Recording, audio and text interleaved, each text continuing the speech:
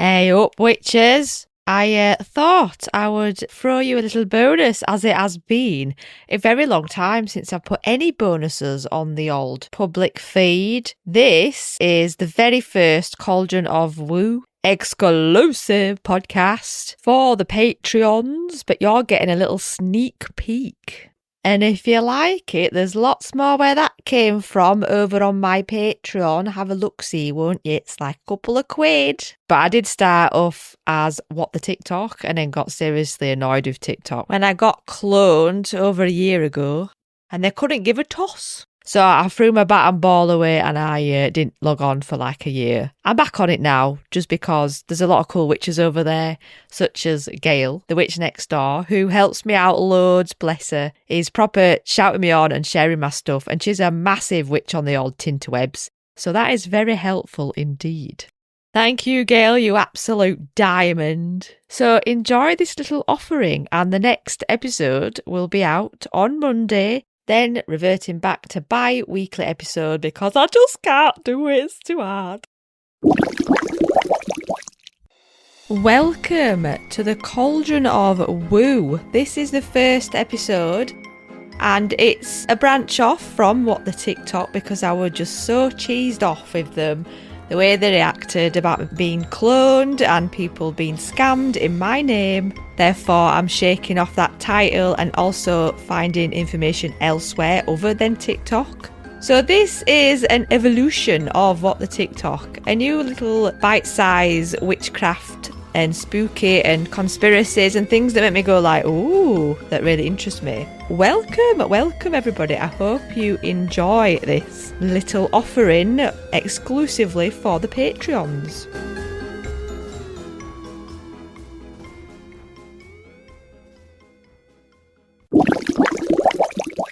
First up, I want to talk to you about mirrors.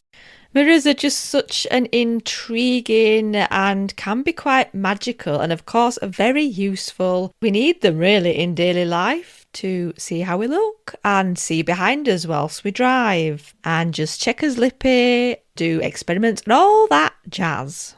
I have this fascinating book called Magpies and Red Skies by Willow Wincham. The enchanting origins of 100 superstitions. This is about breaking a mirror, which we all know, and try to avoid. Just trying to recall if I've ever actually broken a mirror. I must have, but I can't quite remember. But it said that when you break a mirror, it's 7 years bad luck. And this belief apparently is almost universal. In Russia, breaking a mirror is thought to bring great misfortune for a friend. Under no circumstances must you look at yourself in a broken mirror, in a belief also held in India and elsewhere. Many cultures throughout history believe that a mirror holds the soul of a person reflected there. Stands to reason, therefore, that if the glass becomes harmed in any way, the soul will be likewise affected. Often linked to Roman beliefs is that the human body renewed itself every 7 years. The popular idea to break a mirror brings with the 7 years of bad luck was only first attested in print in England in the mid-19th century. In Italy, there's also the belief that breaking a mirror brings 7 years of bad luck. If you break a mirror, don't be tempted to keep the shards, since it will only magnify the bad luck in which is to come. Instead, try burying the broken pieces by the light of the full moon or grinding them into dust to attempt to ward off the bad luck. I couldn't do that. That would make me cringe. My teeth would absolutely wobble doing that. This superstition does not just extend to humans, but in the mid-19th century England, it was said that if a cat broke a mirror, another cat in the household would pay the price. If you break a mirror during Chinese New Year, misfortune can apparently be avoided if you gather up all the pieces and wrap them in a red cloth or paper before throwing them in a lake or on a river on the 5th day. Some think that the size of the mirror matters. Breaking a small one is said to bring fewer years of bad luck than breaking a large one. If you drop a mirror that doesn't break, breathe a sigh of relief, as good luck is coming your way. Ooh, I've not heard of that one before. All us 90s kids will recall being in the bathroom, turning the lights off, looking in the mirror and saying, Candyman 3 times in hope that we might get a little bit action in the day's boring maths lesson and all that silly stuff. I do kind of cringe a little bit at this as a adult witch. I remember as a kid, I used to have a very good friend who was a bit weird. She had a bed from a hospital that people had died in, which she quite liked. It was like a really nice white, like swirly-whirly metal bed frame. And I remember talking to her about it, and she said, I quite like that people have died in it. She had this mirror on the wall, and in front of it she had a curtain rail with a little curtain that she used to pull across before she went to bed every single night. And I was a very young teenager at the time. I guess that is how I started to realise the power of mirrors in this mortal realm. I do have issues with mirrors facing beds when I go on holiday, especially centre parks. The way the mirror is situated in every bedroom is it's in the corner and it mirrors the sleepers.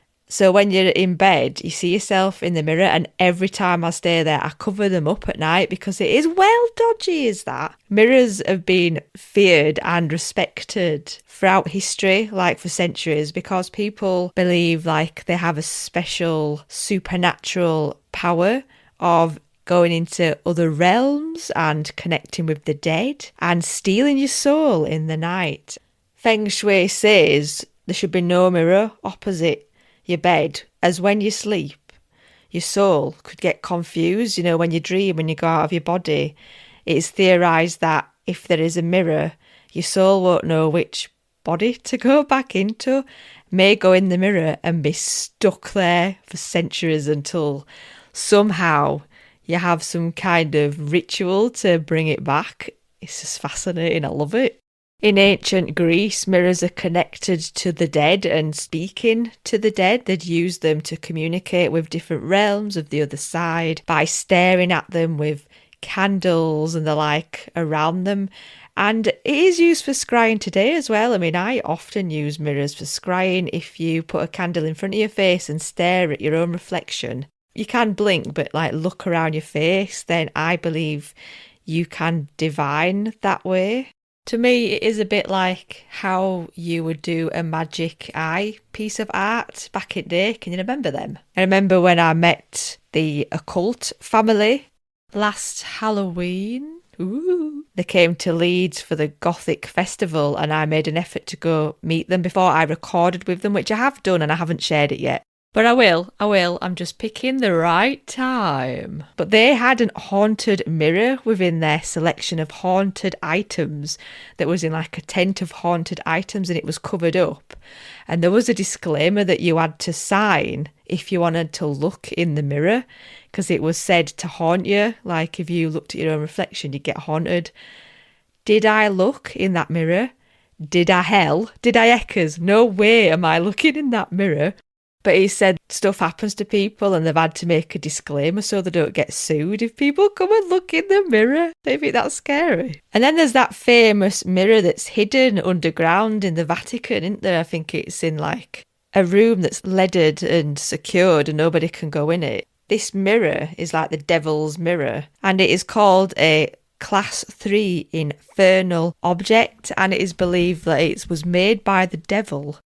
And it's supposed to be a beautiful mirror that's carved out of obsidian. But when you look in it, it can tell you when you're going to die. So people who have looked in it have reported bleeding from the eyes and talking about whispers spoken to them direct. So it is severely kept under wraps, is this mirror. Apparently it's in waiting for another mirror to be brought near it. And when these two mirrors are opposite each other, it opens a portal to hell and Armageddon will begin if these two mirrors meet each other. Oh my God, what is that about? That just makes me go like, what the fuck? So when you look into these haunted mirrors, if you Google search, right, there's so many haunted mirrors around. But you just know one knob is going to come along with this mirror and bring it to that mirror and then what's going to happen? Gives me blooming heebie-jeebies. Okay, let's try and lighten it up a bit, kind of. This next one I did actually find on TikTok, but it's just really stayed in my mind, so I've got to talk about it. The act of rubbing elbows with other people. Do you remember in COVID times? Yes, the C word, when we weren't allowed to shake hands, we were covered in hand stuff. They weren't nice times. My hands were so dry and cracked and painful. It was not a good time. And people went around like bumping elbows, which even then made me a bit like, I don't like that. What is that about?